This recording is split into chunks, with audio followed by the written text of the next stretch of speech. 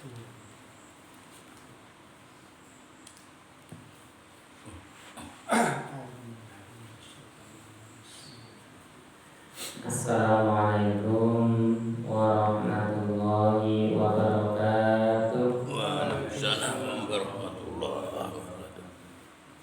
Innal hamdalillah nahmaduhu wa nasta'inuhu wa nastaghfiruh wa na'udzu billahi min shururi anfusina wa sayyiati a'malina. May yahdihillahu fala mudilla lahu wa may yudlilhu fala hadiya lahu. Allahumma shalli ala Muhammad wa ala alihi wa sahbihi wa man tabi'ahum bi ihsanin ila yaumil qiyamah. Qala Allahu ta'ala fil Qur'anil Karim, ya ayyuhalladzina amanu taqullaha haqqa tuqatih wa la tamutunna illa wa antum muslimun. Ya ayyuhalladzina amanu taqullaha wal tanzur nafsum ma qaddamat lighad wattaqullaha innallaha khabirum bima ta'malun. Wa qala Rasulullah sallallahu alaihi wasallam, ittaqillaha haitsu ma kunta wa atbi'is sayyi'atal hasanata tamhuha wa khaliqin nasa bi khuluqin hasanin. Bapak-bapak, ibu-ibu, jamaah sholat subuh Masjid Ar-Rawdah yang kami hormati, ketika kita mengingat salah satu kalimat khutbah hajah, khutbah pembukaan yang sampaikan ittaqillah, bertakwalah kamu kepada Allah haitsu ma kunta, dimanapun engkau berada. Takwa di sini arti luasnya menjalankan semua perintah Allah, meninggalkan setiap larangan dari Allah. Tidak gampang. Semua perintahnya dijalankan, kemudian semua larangannya ditinggalkan. Tidak gampang. Makanya derajat ketakwaan ini yang paling tinggi. Inna akramakum indallahi atqakum. Sehingga orang yang bertakwa ini akan diberikan tempat yang mulia di sisi Allah. Bahkan kemuliaan di dunia, kemuliaan di akhirat diberikan bagi orang yang bertakwa. Karena berat. Beratnya apa? Melaksanakan perintahnya. Semua perintahnya dilaksanakan, itu tidak gampang. Kebanyakan pilih-pilih sesuai dengan keadaan, sesuai dengan kemampuan. Meskipun kita dikatakan bertakwalah kepada Allah sesuai kemampuanmu, tapi beberapa orang mengatakan kemampuan itu distandarkan pada persepsi masing-masing. Padahal yang namanya kemampuan itu, mastata'tum itu bisa diibaratkan seandainya kita itu berlari, kemudian berlari itu sampai membuat kita pingsan, itu berarti sudah nggak bisa apa-apa lagi, itu dari mastata'tum. Kalau kita masih terengah-engah, itu belum mastata'tum. Masih bisa berlari, berarti berlari lagi. Nah, inilah takwa yang sulit ini untuk kita dapatkan. Gara-gara apa? Karena betapa banyak saat ini kita mengukur berdasarkan diri kita sendiri. Wah, ini lagi waktunya malas-malasan dikit ya, ibadahnya terbatas saja lah. Bukan pada bagaimana Allah Subhanahu wa taala menyuruh kita atau memerintahkan kepada kita untuk menjalankan perintah-perintahnya. Maka ini benar-benar disiapkan tempat yang mulia, bahkan dimuliakan oleh Allah. Sesungguhnya yang paling mulia di sisi Allah adalah orang yang bertakwa. Ini belum meninggalkan larangannya. Nah, ini lebih, kemarin sempat diskusi dengan Pak Eki bagaimana terkait dengan hukum-hukum dalam ekonomi dan seterusnya, macam-macam. Ya, kemarin juga diskusi dengan beberapa teman terkait dengan suap menyuap. Bagaimana di tempat kita ini sangat luar biasa kental gitu. Nah, sehingga apa? Untuk meninggalkan larangan Allah ini juga tidak gampang. Makanya Bismillah, semoga dengan senantiasa thalabul ilmi,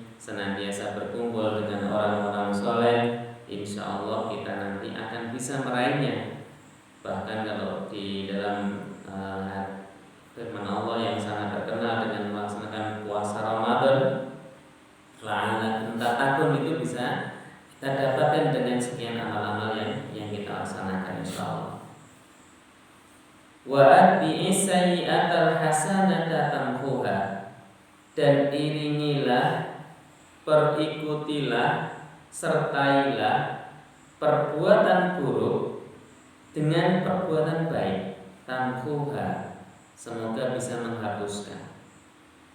Maka konsekuensi bagi orang yang melaksanakan amal buruk, ketika ingin dihapuskan amal buruk tersebut atau kesalahan dosa tersebut, maka harus menyertainya dengan perbuatan baik.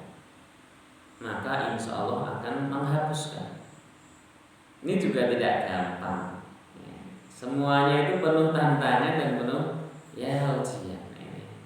Jadi ketika kita melaksanakan salah satu keburukan, kita sadar, maka prasyarat pertama adalah selain satu menyesalinya, tidak mengulanginya, yang kedua mengiringinya dengan kebaikan agar menghapuskan. Namanya taubatan nasuha. Nah ini luar biasa. Sebenarnya Allah Subhanahu wa taala itu memberikan tempat-tempat cara-cara yang sangat mudah. Tapi kadang-kadang kita keblinger dengan kepentingan-kepentingan, akhirnya tidak bisa melaksanakannya. Kita bermohon kepada Allah agar kita dimudahkan untuk senantiasa dekat dengannya. Amin ya rabbal alamin. Wa khaliqin nasa, dan berakhlaklah kepada manusia, bi khuluqin hasan, dengan akhlak yang baik. Allah Subhanahu wa taala menempatkan berakhlak kepada manusia, berkasih sayang kepada sesama, ini mendapatkan derajat yang tinggi. Karena Allah itu punya sifat Rahman Ar-Rahim, yang berkasih sayang dan kepada semuanya, maka ketika makhluk itu berkasih sayang kepada makhluk yang lain atau sesamanya, maka insya Allah dia akan mendapatkan kasih sayang dari Allah Sang Pencipta. Kalau kita mengupas sedikit Ar-Rahman, Allah itu menyayangi semua makhluknya tanpa terkecuali, tidak ada yang dispesialkan sama sekali. Jadi semuanya dikasih sayang, diberikan kasih sayang oleh Allah. Kalau kita yang meneladaninya, maka kita sebagai seorang muslim, maka harus berkasih sayang kepada semuanya tanpa terkecuali. Pada tataran Ar-Rahman, berarti tidak ada kok pilih-pilih teman, tidak ada pilih-pilih sahabat, semuanya ditemani, dipergauli. Tapi ada kata Ar-Rahim, Allah menspesialkan Ar-Rahim, yaitu orang-orang yang beriman besok di hari akhir, di yaumul hisab, Allah akan memberikan pertolongan kepadanya. Nah ini yang spesial. Jadi memang ada kalanya kita harus semuanya kita berkasih sayang, misalnya berbagi untuk semuanya. Tapi ada beberapa yang dispesialkan untuk misalnya anak-anak yatim. Kita menyayangi semua makhluk, tapi mungkin ada yang dispesialkan apa? Yaitu ada kalanya seperti itu. Maka siapa yang berkasih sayang kepada sesama terhadap makhluknya Allah, maka Allah pun akan menyayanginya. Ini satu hal yang kita harapkan seperti itu. Apalagi kita berkasih sayang kepada orang yang tinggal serumah dengan kita.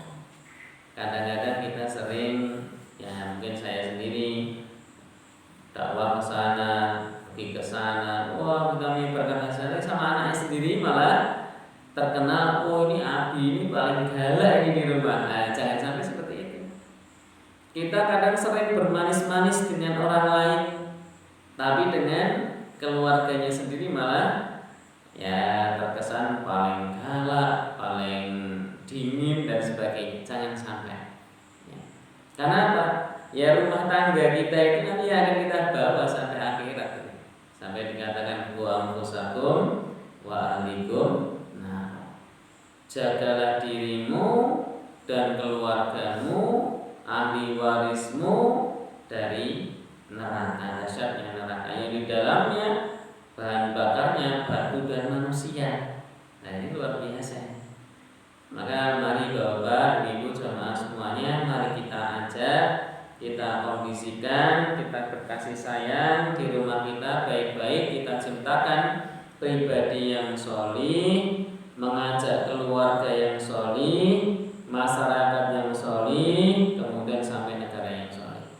Maka insya Allah akan terjadi namanya baldatun thayyibatun wa rabbun ghafur, negara yang baik dan Allah mencurahkan semua ampunannya. Kalau sudah seperti itu tidak ada, insya Allah tidak ada namanya huru-hara di sana sini dan sebagainya. Yang ketiga, Bapak Ibu yang kami hormati, alhamdulillah kita masih istiqomah melaksanakan salah satu ikhtiar kita untuk berkumpul dalam satu majelis yang baik.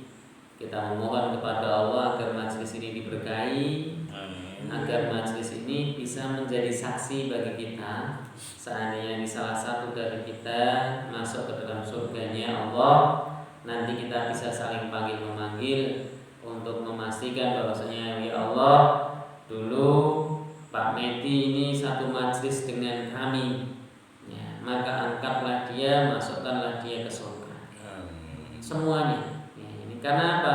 Karena kita diberikan keistimewaan bagi orang yang berada dalam satu majelis bisa menjadi saksi antara satu dengan yang lainnya.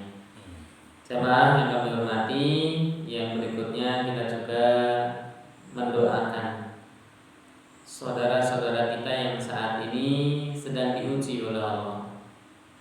Meskipun namanya sunatullah itu pasti terjadi. Di sana ada di Timur Tengah, ada Palestina, ada Suriah. Betapa banyak saudara-saudara kita di sana yang mau melaksanakan sholat ke masjid. Jangan-jangan ke masjid ya. Mau melaksanakan sholat di rumahnya sendiri saja bisa jadi tidak ada ketenangan. Tapi kita di sini karena saking tenangnya sampai nggak bisa menghasilkan sholat berjamaah, gitu ya. Karena saking tenangnya, gitu ya. Kalau di sana nggak bisa karena saking nggak tenang. Karena di sini saking tenangnya berat untuk melaksanakan amal-amal kebaikan. Kita memohon kepada Allah semoga saudara-saudara kita yang di sini yang belum sempat atau belum bisa melaksanakan ibadah berjamaah. Berjamaah itu enak banget, ya. Berjamaah itu enak banget. Karena kalau kita sendirian itu, karena ada kutip egois itu malah tempatnya itu neraka sebenarnya. Dulu ada sebuah riwayat menyampaikan, ya Rasulullah, saya itu punya tetangga. Ini sering kita ulang-ulangi. Tetangga saya itu rajin melaksanakan sholat tahajud, rajin puasa sunnah, rajin melaksanakan sedekah. Tapi dia nggak pernah ya Rasulullah menyapa aku, tidak pernah bertutur kata kepada aku, tidak pernah berkumpul bersama kami. Bagaimana dia ya Rasulullah? Rasulullah dia finnar, dia di neraka. Mau bilang ya mending bareng-bareng gitu ya. Bareng-bareng itu ya ada enaknya. Enaknya ini ke neraka yang akan temen gitu. Nek surga banyak temennya juga gitu. Maka fungsi da'i Allah, berdakwah kepada Allah ini wajib gitu. Berdakwah ini hukumnya wajib dengan caranya masing-masing. Nah kalau kata Pak Medi Pekewo nih, saya misalnya jauh-jauh, enggak apa-apa, saya itu senang gitu. Ini belum apa-apa dibandingkan dengan perjuangannya para orang-orang di luar sana. Saya tadi bangun jam 2:30 ya Allah dalam dakwah. Saya bismillah gitu, berangkat gitu aja. Karena apa? Ini dakwah. Kalau kita tidak mengajak-ajak, khawatirnya nanti orang yang tidak kita ajak itu menyampaikan kepada Allah, ya Allah, saya punya tetangga tapi tetangga itu nggak pernah ngajak-ngajak saya. Jadi jangan salahkan saya, salahkan dia, kan gitu. Bisa jadi seperti itu. Karena apa? Fungsi ajak-ajak di sini penting. Gitu. Seandainya bahkan Allah SWT memberikan satu poin khusus, barang siapa yang mengajak kepada kebaikan, maka Allah memberikan kepadanya kebaikan yang serupa dengan orang yang melaksanakannya tanpa mengurangi pahala orang yang melaksanakan sedikit pun, double. Bahkan kalau ada lagi, seandainya kita bisa menjadi perantara hidayahnya, datangnya hidayah kepada seseorang, maka itu lebih mulia dari dunia seisinya.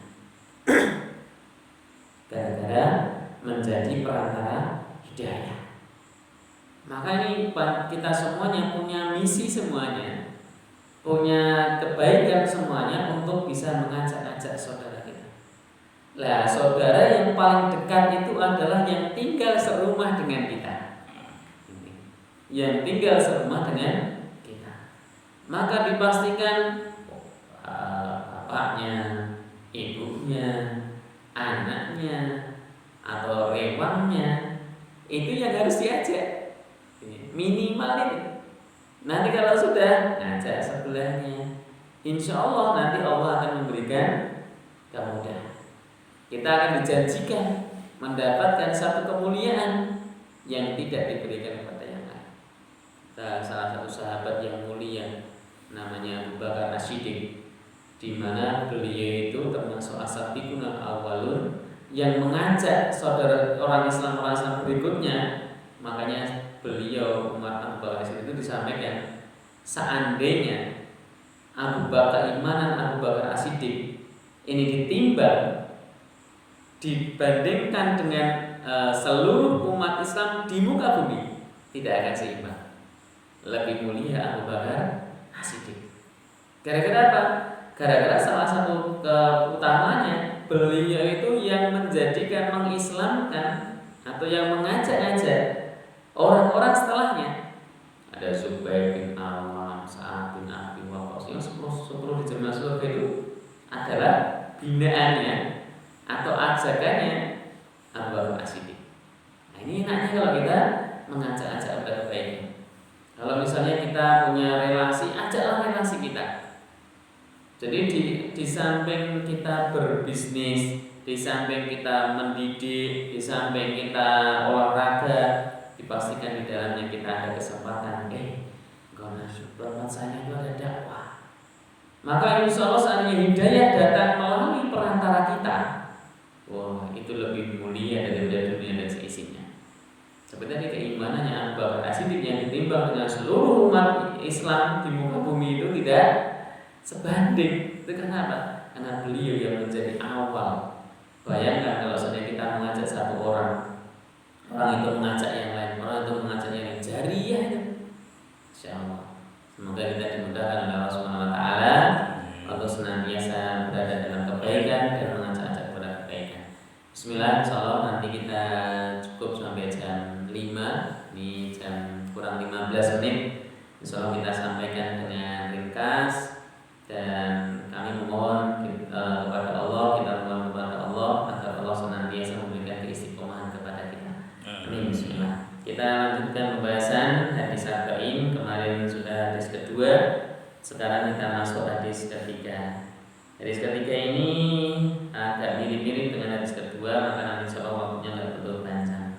An Abi Abdurrahman Abdillah bin Umar bin Al-Khattab radhiyallahu anhu qala sami'tu Rasulullah sallallahu alaihi wasallam yaqul buniyal Islamu ala khamsin syahadati an la ilaha illallah wa anna Muhammadan Rasulullah wa iqamis shalah wa ita'iz zakah wa hajjil baiti wa shaum Ramadan. Rawahul Bukhari wa Muslim. Dari Abdurrahman Abdullah bin Umar bin Khattab. Ini Abdurrahman Abdul itu Abdurrahman itu orang yang dijuluki, orang yang dikasih sayang oleh Allah, yang disayangi oleh Allah. Abdullah bin Umar, Abdullah anaknya Umar bin Khattab. Jadi dia anaknya Umar bin Khattab radhiyallahu anhu, semoga Allah meridhai keduanya.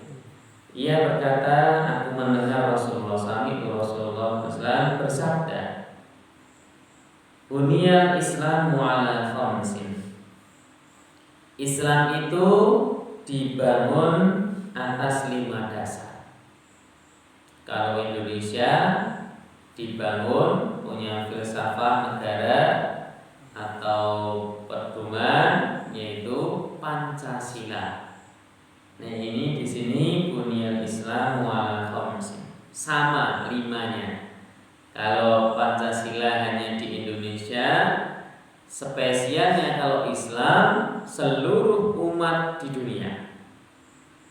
Kalau Indonesia itu lokal, kalau Islam itu dunia. Maka tidak bisa dikatakan Islam hanya untuk Indonesia, Islam hanya untuk Arab, Islam hanya untuk India, Islam hanya untuk, tidak bisa. Karena Islam ini untuk rahmatan lil alamin, untuk seluruh alam. Lah, Islam sendiri dibangun di atas 5 dasar. Seperti Pancasila, Indonesia didirikan dengan Pancasila, maka Islam ini didirikan atas 5 dasar. Tentunya apapun yang berada di dalamnya, aturan-aturan yang di dalamnya itu tidak bisa terlepas dari ini. Karena apa? Ada 5 dasar. Pancasila pun juga sama. Ada Pancasila sama undang-undang, itu nggak boleh bertentangan. Kalau ada Pancasila mau dibangun diganti ini dan ganti ini dan seterusnya, nanti menyelisih apa yang jadi kesepakatan atau bersama-sama. Nah, di sini pun sama. Islam ada 5 dasar dan ini disepakati oleh para ulama dari awal sampai mutaakhir oleh Rasulullah SAW, dan tidak akan ada tambahan 6 dasar, tidak. Jadi rukun Islam cukup 5 dasar. Yang pertama, syahadatin alla ilaha illallah wa anna muhammadar rasulullah, yaitu bersaksi bahwasanya tiada ilah yang berhak disembah kecuali Allah, hanyalah Allah, dan Muhammad adalah utusannya. Jadi terbagi jadi 2. Syahadat ada namanya syahadat tauhid, yang kedua syahadat rasul. Syahadat tauhid itu berarti kita mengisahkan Allah, dan ajaran tauhid ini ajaran yang dibawa sejak zamannya Nabi Adam sampai Nabi akhir zaman, yaitu Muhammad SAW. Sama, bahwasanya tidak ada yang berhak disembah, tidak ada berhak yang diibadahi, tidak ada yang berhak diistimewakan kecuali hanyalah Allah Subhanahu wa ta'ala. Wa anna